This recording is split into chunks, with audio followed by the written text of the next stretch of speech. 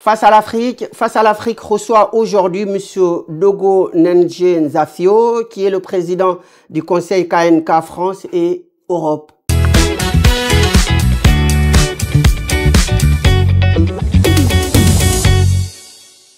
Mesdames, Messieurs, bonjour. Donc, vous êtes sur Afrique 1 dans l'émission Face à l'Afrique. Nous recevons aujourd'hui donc Monsieur Dogo Ndje Nzafio. Bonjour, monsieur.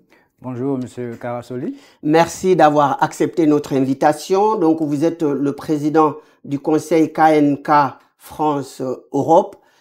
Et donc, comme tous les invités, je vous demande de bien vouloir vous présenter à nos téléspectateurs face à la caméra. Merci. Tout d'abord, je tiens à remercier l'équipe de Afrique 1 pour l'invitation qui nous a été accordée afin de pouvoir nous présenter nos activités. Alors, je suis Dogo Ndje Nzafio, comme vous l'avez dit, président du Conseil KNK France et Europe, ancien député à l'Assemblée nationale de 2005 à 2013 et aussi membre du bureau politique du Parti Kwanakwa comme secrétaire national à l'économie.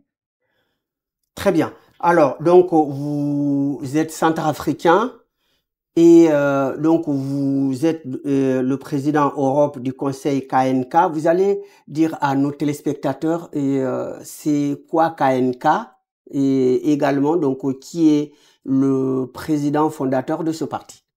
Alors, le KNK est l'acronyme de Kwanakwa, qui est le nom officiel du parti.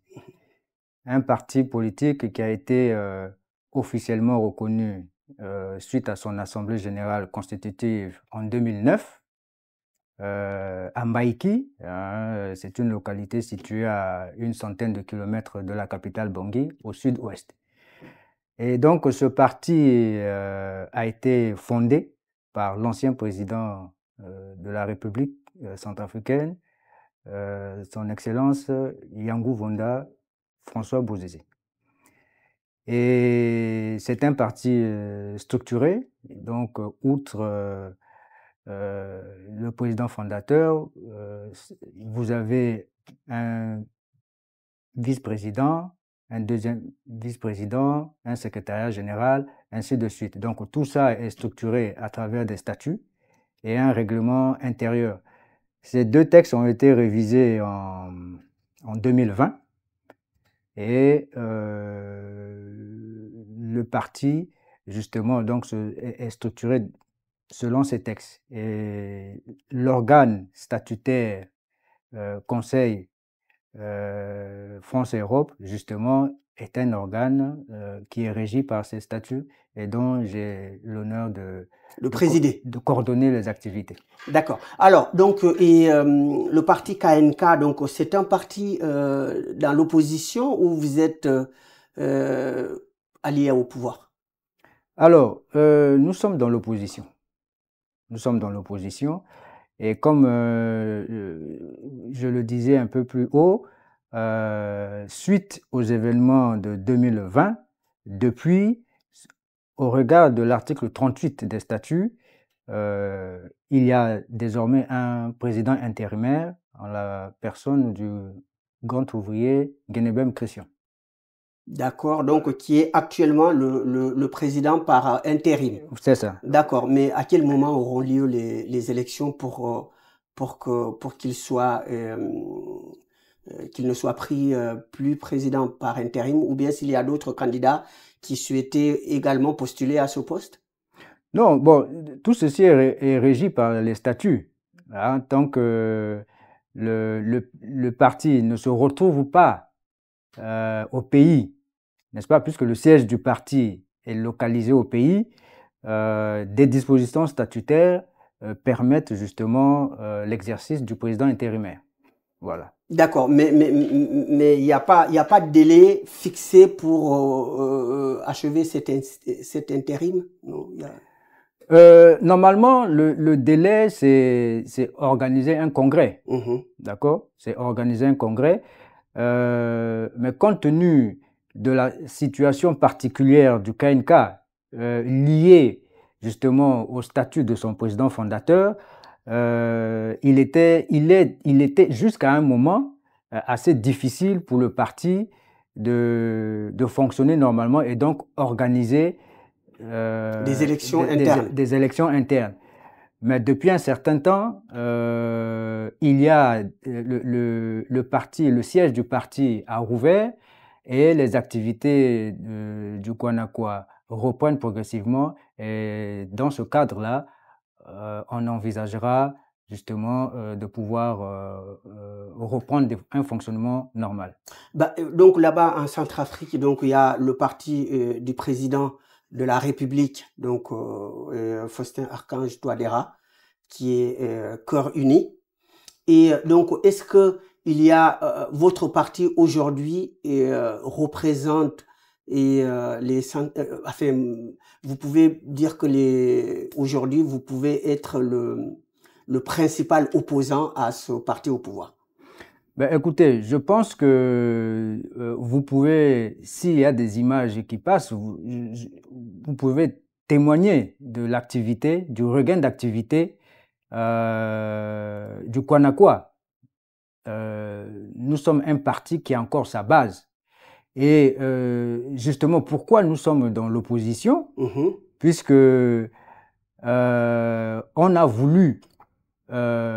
on a restreint, le pouvoir en place a restreint l'espace d'expression publique. Donc on voit même les images donc, voilà. qui apparaissent pour voilà. le rassemblement. Voilà, ce sont des images de 2025, donc qui témoignent justement du dynamisme du parti. Et que c'est un parti qui est implanté sur l'ensemble du territoire, malgré toute la pression qui est faite pour pouvoir éteindre le parti. Mais la conviction des ouvrières et des ouvriers, c'est-à-dire nos militants et militantes, est intacte. Et justement, nous, au KNK, nous restons confiants pour justement apporter notre contribution à la vivacité de la démocratie en Centrafrique.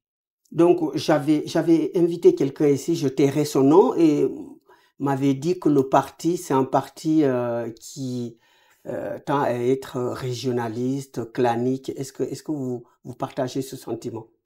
Alors, M. Karasouli, d'abord, il y a... je me permets de faire une petite digression. Est-ce que vous savez que le mot politique, du point de vue conceptuel africain, c'est ce qu'aujourd'hui on appelle Dakar. Le mot Dakar, c'est politique. Mais compte tenu des lois de linguistique, c'est devenu politique. Le mot Dougou, lorsqu'on dit Ouagadougou, d'accord, on dit Ferkessédougou. C'est la même chose que le mot Dakar. Le mot Ndako en Afrique centrale, c'est la même chose. En Sango, on dit Da, c'est-à-dire la maison. Mais tout ça, que ce soit Dakar, que ce soit Dougou, que ce soit Kro, même Yamoussoukro, Kro, tout ça, selon les mécanismes linguistiques, c'est le mot politique. Et politique, ça veut dire mettre un mouvement ordonné dans un espace, c'est-à-dire ce qu'est demeuré aujourd'hui, policer une cité. Donc, l'Afrique, de manière civilisationnelle, maîtrise ce que c'est que la politique, c'est-à-dire faire Dakar. Dakar en sérère, c'est ça, Dakaro. C'est-à-dire, c'est l'espace où on met de l'ordre. Alors, comment, de manière civilisationnelle, les Africains conçoivent la politique? Un village, un pays, c'est une grande maison. C'est pourquoi on dit père de la nation.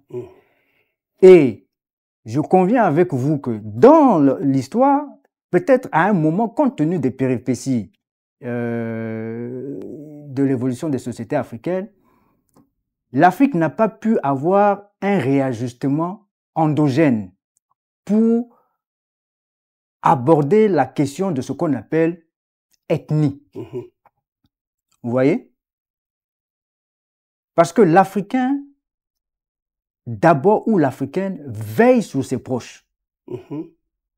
Et les formes d'État actuelles sont arrivées telles que les Africains n'ont pas eu, de manière endogène, je pense, le temps de régler cette difficulté. Donc, facilement, on va dire que tel président ou tel responsable d'une société, quand il arrive, il met immédiatement ses parents. Mais c'est d'abord par souci, responsabilité. C'est-à-dire dans cette conception de l'Afrique qui est le pays, c'est une grande maison. Vous veillez d'abord sur tous ceux et toutes celles qui sont dans votre maison. D'accord? Qui vous ont soutenu en fait. D'abord, dans votre maison. Donc, lorsque vous passez à une échelle qui est celle du pays, évidemment, vous avez l'œil sur tout le monde. Donc, il peut avoir justement une tendance pour celles et ceux qui ont des lunettes extérieures, on va dire que c'est entre griffes ce qu'on appelle de l'ethnisation.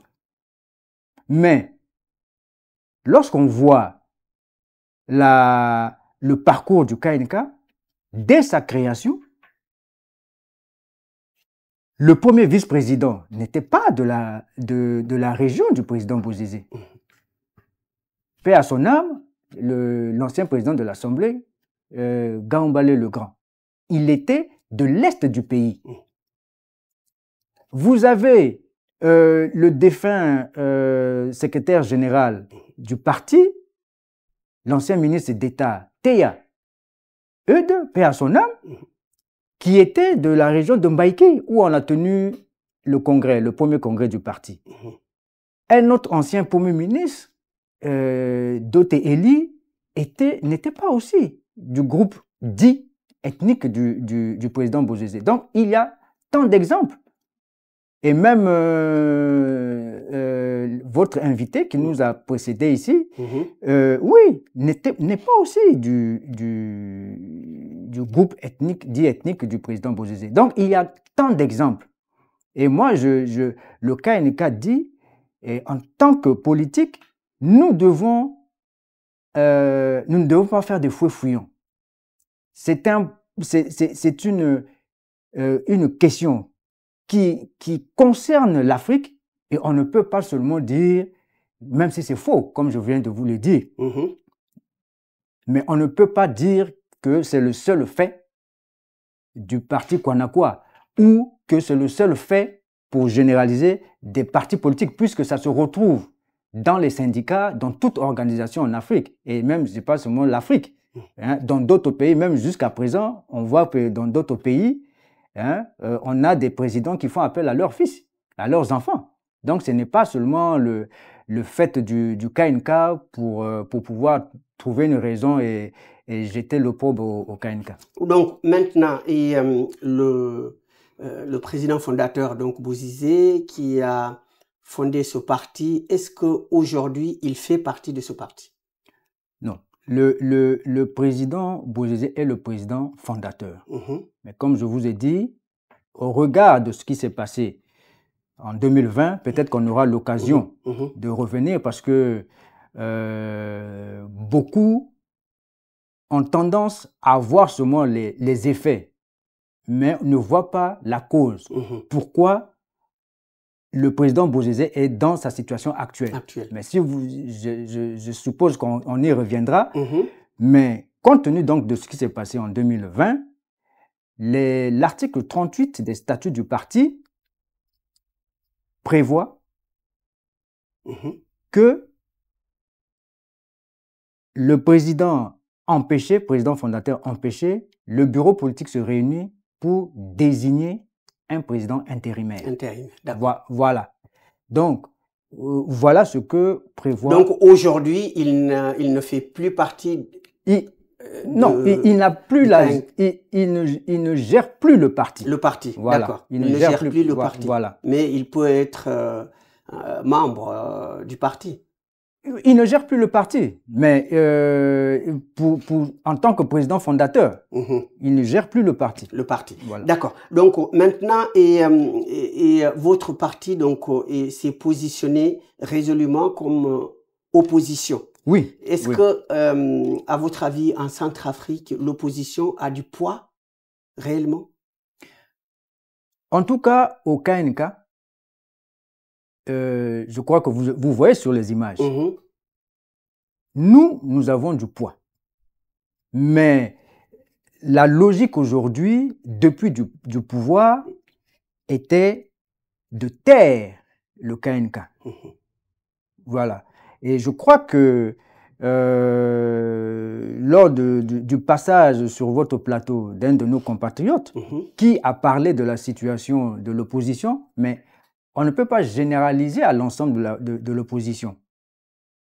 Effectivement, il y a une partie qui dont la population a un ressentiment à cause de ce qui s'est passé en 2013 avec la Seleka. Mais le KNK aujourd'hui, à son assise, malgré, comme je le dis, la tentative de musulmans, de restriction de l'espace d'expression publique. Est-ce que donc pour les échéances à venir, bien évidemment, est-ce que vous comptez avoir des alliés, par exemple, dans l'espace politique? Vous avez, parce que vous ne pouvez pas gagner seul, hein, vous savez. Donc, est-ce que vous pensez avoir des alliés, par exemple? Depuis la fondation du KNK, ça a toujours été de se mettre ensemble, le rassemblement qui est la ligne du KNK. Et il y a des réflexions dans ce sens. Et vous savez que en tant que pays, vous ne pouvez pas prendre de telles responsabilités au niveau de l'État si vous n'êtes pas capable de rassembler autour de vous et que nécessairement, à un moment ou un autre, ça demande des alliances. Très bien. Donc, votre pays est un pays qui est riche, tout le monde le reconnaît, son sous-sol, mais dans les classements, la République centrafricaine occupe des dernières positions sur le plan économique.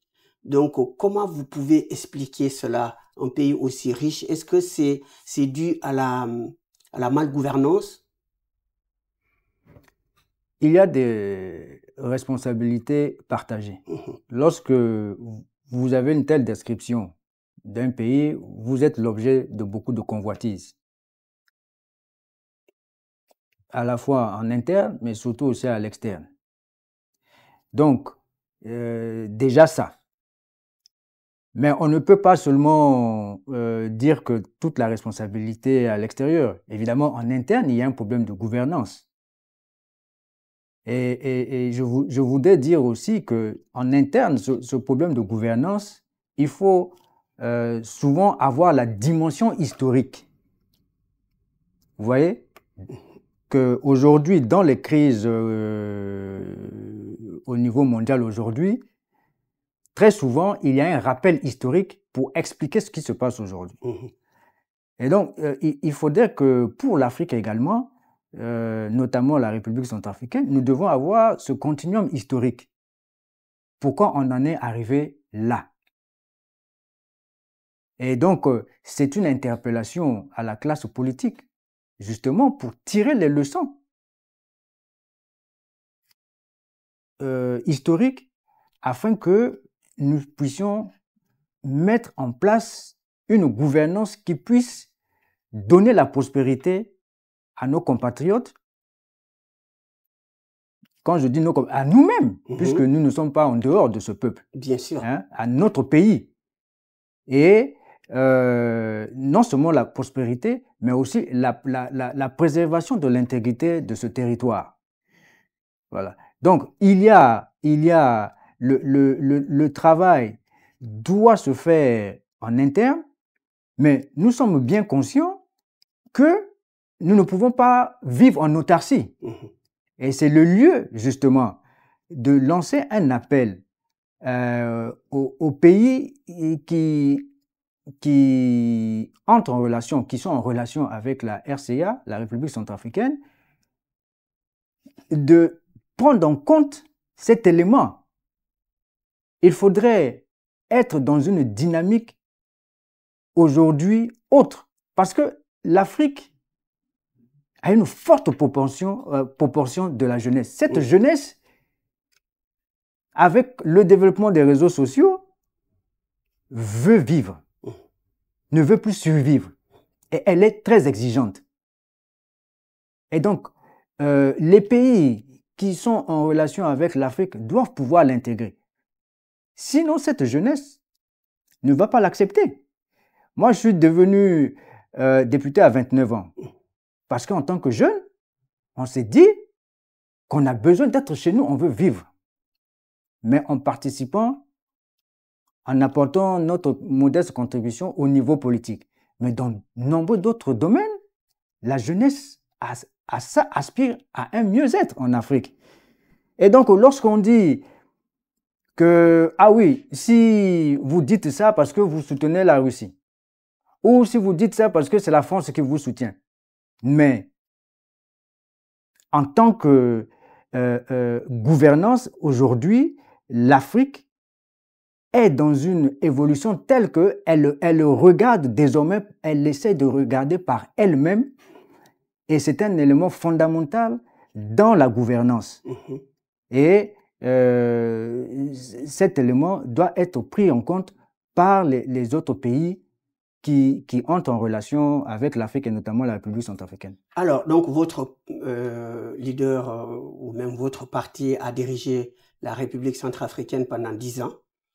Alors aujourd'hui, qu'est-ce que vous proposez de nouveau aux Centrafricains que vous n'avez pas pu faire avant?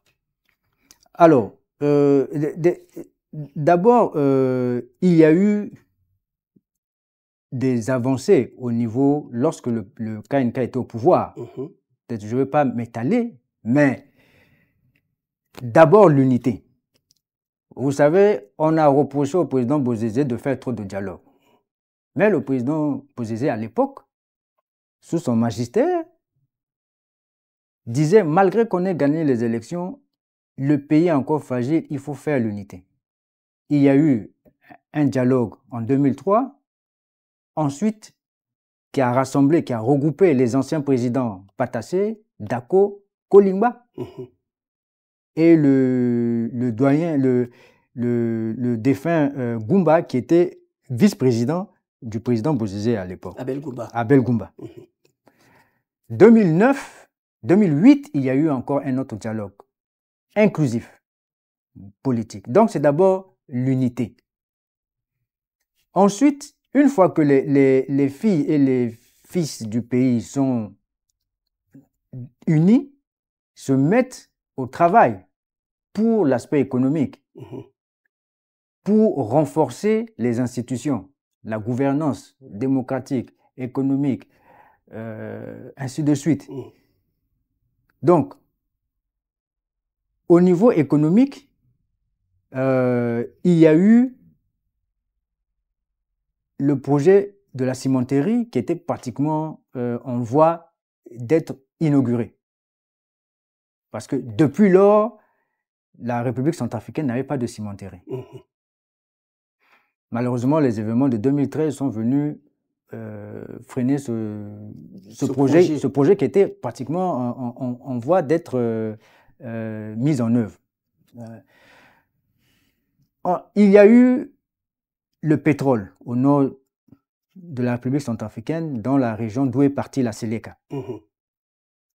Est-ce que vous savez que l'ancien président de la République avait pu obtenir 40% pour l'État? Bozizé. Voilà. Et c'était bien après avoir consulté des majors de la Du société pétrole. du pétrole en France avant d'aller en Chine pour conclure cet accord. Mais cela est une exigence de la jeunesse. Comment vous pouvez réformer l'armée si vous n'avez pas assez de moyens? Puisque un des reproches, entre griffes, qui est fait au président Bozizé et au KNK, on dit c'est de n'avoir pas restructuré l'armée. Mais vous ne pouvez restructurer l'armée que si vous disposez de moyens suffisants. C'est vrai. N'est-ce pas? Et le président Bozizé et son gouvernement ont à l'époque opté pour la mise en valeur des ressources naturelles, notamment le pétrole du bassin de la Vakaga, d'où est partie la Séléka, aussi pour résoudre une injustice, puisque nos compatriotes de cette région disent que depuis les indépendances, l'État central a marginalisé... ne s'occupe pas à ces deux. À ces deux. Donc, il y a eu le choix prioritaire de la mise en valeur de ce bassin pétrolier. Donc, il y a un certain nombre d'autres actions qui ont été mises en place, notamment le renforcement des institutions, l'organisation des élections. Vous savez que pour les élections, le schéma, c'était de créer une commission électorale indépendante. Mais à un moment, on a dit qu'il n'y avait pas assez de techniciens que des politiques. Et il y a eu une réforme sous le magistère de l'ancien président Bozizé pour qu'il y ait deux instances de cette organisation. Une instance politique, qu'on appelle le cadre de concertation, et un volet technique qui est devenu l'Agence nationale des élections. Mais aujourd'hui, depuis l'arrivée du président Touadéra, ceci a été remis en cause. Donc, le compte au pouvoir au sein de l'organe des élections a pratiquement été annihilé. Donc, si le KNK revient au pouvoir, c'est d'abord de consolider ses acquis. Consolider ses acquis. Et ensuite, évidemment, en concertation avec les filles et les fils du pays, voir dans quelle direction nous devons aller pour que la prospérité soit pour tout le monde et dans l'unité. Alors, est-ce que aujourd'hui, donc le président Touadéra donc achève bientôt son 2e mandat et il y a eu donc un référendum pour une nouvelle constitution. Est-ce que les gens le soupçonnent de vouloir solliciter un 3e mandat? Quelle sera la position de votre parti si jamais le président Touadéra annonce officiellement qu'il est candidat? Est-ce que vous allez décider de l'affronter dans les urnes et le battre, ou bien vous allez boycotter les élections carrément? Alors, le 3e mandat du président Touadéra pose problème. Et ce n'est pas seulement qu'au KNK. Il ne pose pas seulement problème au KNK. Il pose problème à l'ensemble de ce qu'on appelle l'opposition, que ce soit l'opposition politique, société civile, ainsi de suite. Mais en ce qui concerne le KNK, nous disons que ça pose problème. Pourquoi? Au regard déjà de ce qui s'est passé en 2020, vous savez que l'élection de 2020 trouve son problème trouve son origine dans le non-respect des règles en la matière. Il y a eu des révisions des textes électoraux à quelques 3 ou 4 mois en contradiction avec la Charte africaine des droits du peuple. Il y a eu, au niveau même des textes internes, toute une série de violations de ces textes, malgré les multiples appels de l'opposition à l'époque. Et l'étape la plus difficile est survenue au moment où il y a eu invalidation de la candidature du président Bozizé, qui remplissait toutes les conditions. Mais il y a eu une forte pression sur la Cour constitutionnelle à l'époque, notamment sa présidente et sur sa présidente. Sur les membres. Voilà, surtout sa présidente. Ouais. Mais au mois d'octobre, déjà, lorsque l'ancien président est rentré au pays,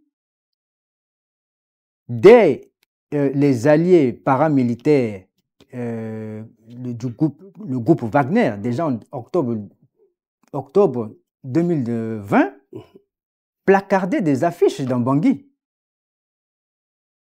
au nom de l'ancien président pour dire que s'il revient, il va mettre encore à feu le pays, donc sa tête est mise à prix.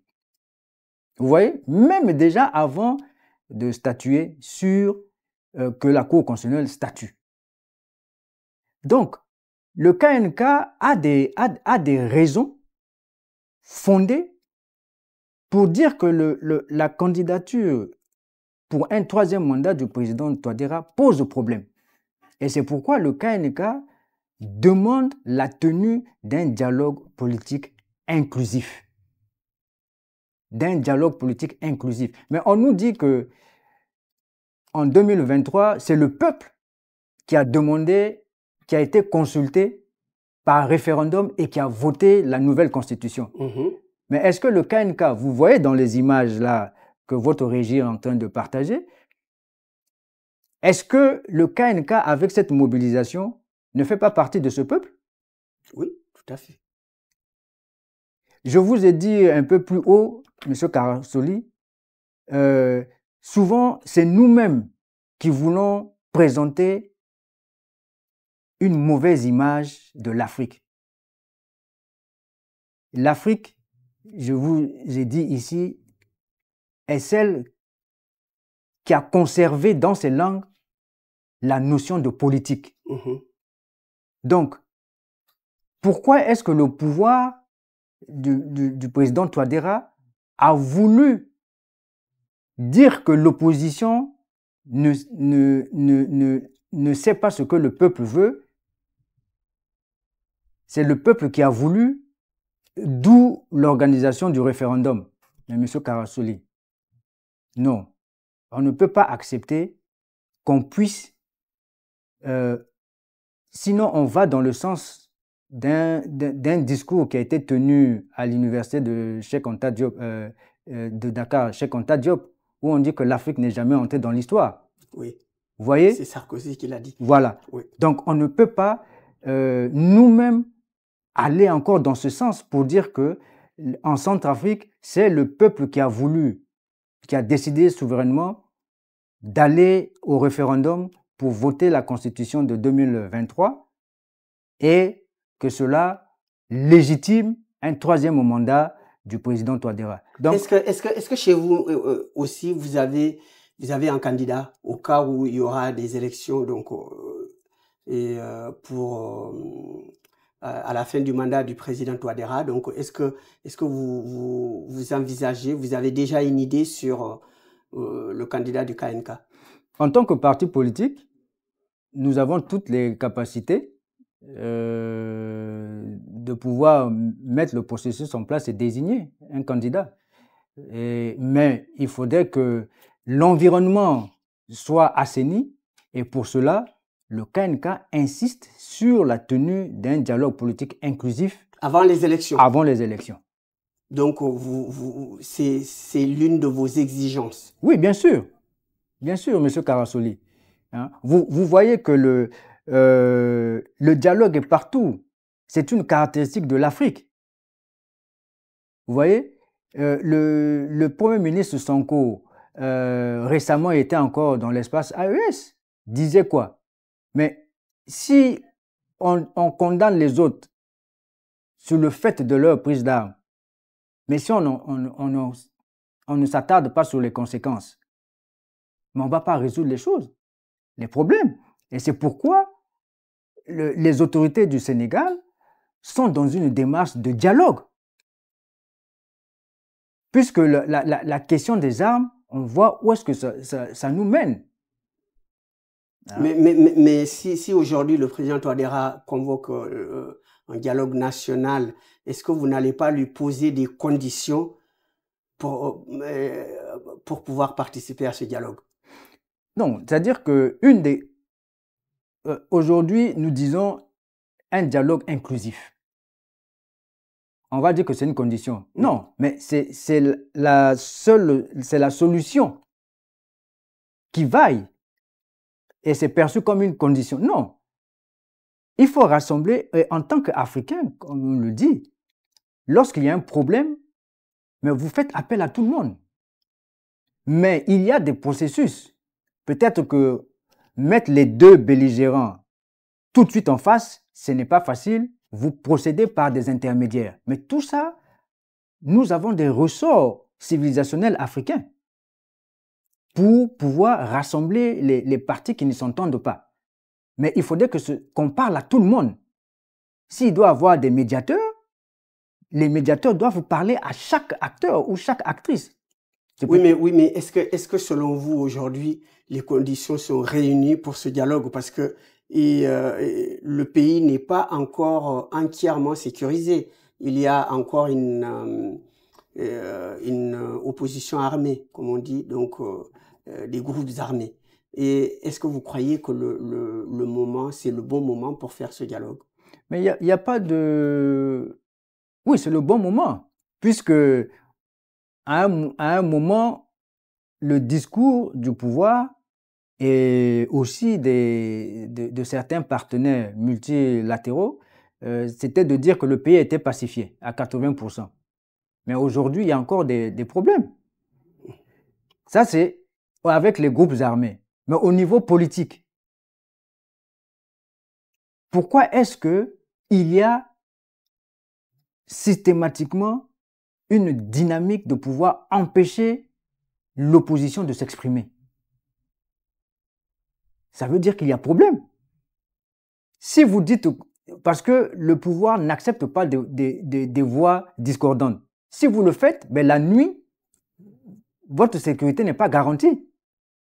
Cantonné au pays. Oui, on va procéder à des enlèvements qui peuvent se terminer par des assassinats ou des emprisonnements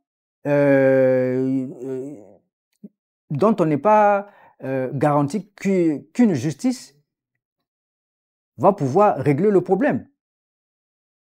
Donc, à la fois au niveau politique et au niveau avec les groupes armés, il y a un problème.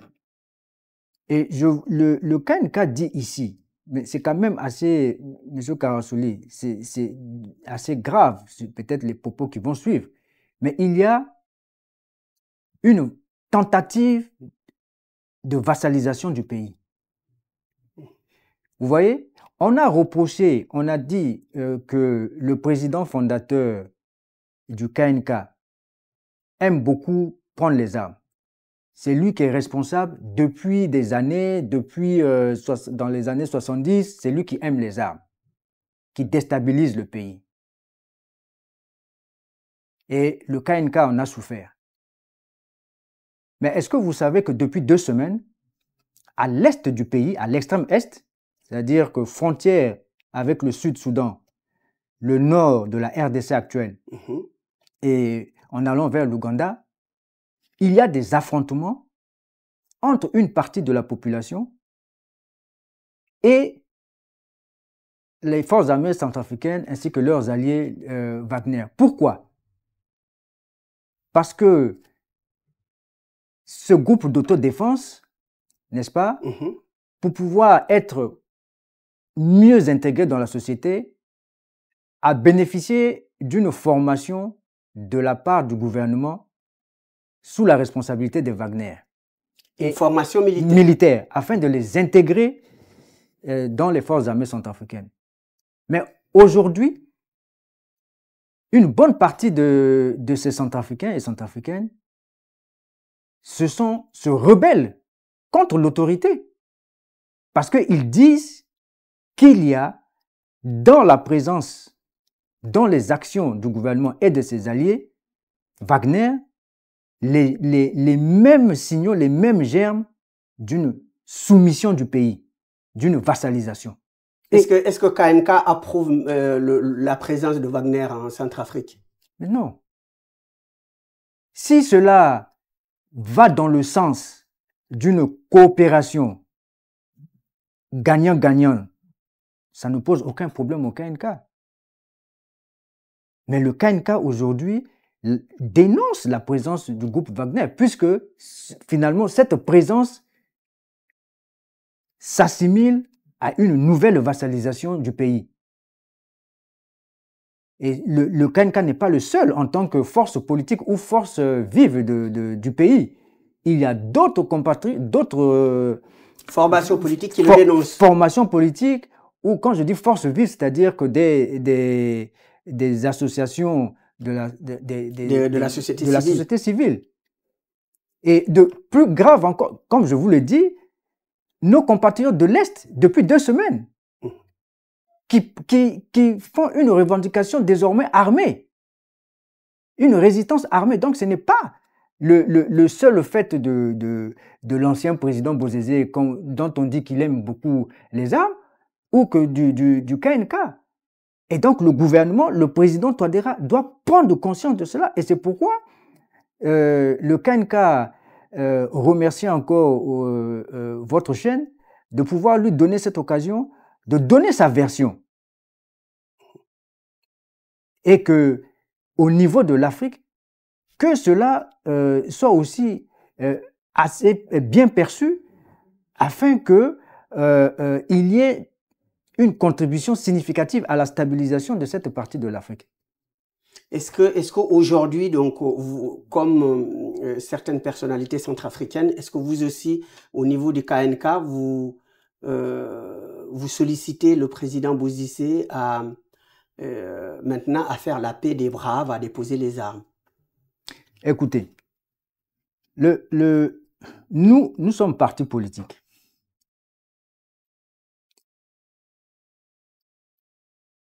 Nous savons que, comme je vous l'ai dit, en tant que parti politique, nous avons un devoir de continuum historique.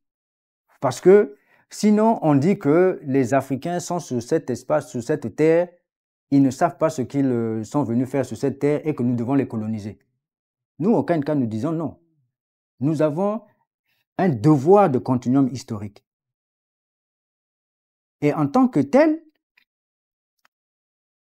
le président Bozizé, depuis 2003, pourquoi il a pris les armes en 2003?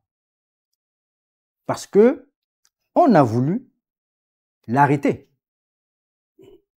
Il est parti en 2003 pour venir remplacer l'ancien président Patassé. En 2020, je vous l'ai expliqué ici, sa candidature a été invalidée, mais avant même l'invalidation de sa candidature, au mois de novembre, il a fait l'objet d'un assassinat qui a échoué à environ 200 km en allant au nord de Bangui, du pays. Outre une autre tentative qui a eu lieu dans la capitale, lorsqu'il est allé assister un des fils de l'ancien président Bokassa, qui avait perdu sa femme. Donc, il y a d'abord ce devoir de continuum historique. C'est-à-dire que lui, c'est parce qu'on l'attaque que maintenant il se défend. Ben oui. Vous savez qu'il est parti en exil à l'époque, dans les années 80, au Bénin. Il a été pris, ramené au pays. Et par respect, par décence, on ne peut pas vous dire ici sur le plateau ce que l'ancien président Bozizé a subi. D'accord? Mais on peut dire tout système, tout être humain n'est pas parfait. il peut avoir des reproches faits à l'ancien président Bozizé. Mais quel est le système, quelle est la personne qui est aussi parfaite? C'est pourquoi, conscient justement de cette caractéristique de l'être humain, les sociétés africaines, dans leur dynamique civilisationnelle, ont été d'une excellence dans la gestion du génie humain, c'est-à-dire que de la gestion de la société, notamment en développant des institutions de règlement de conflits, n'est-ce pas?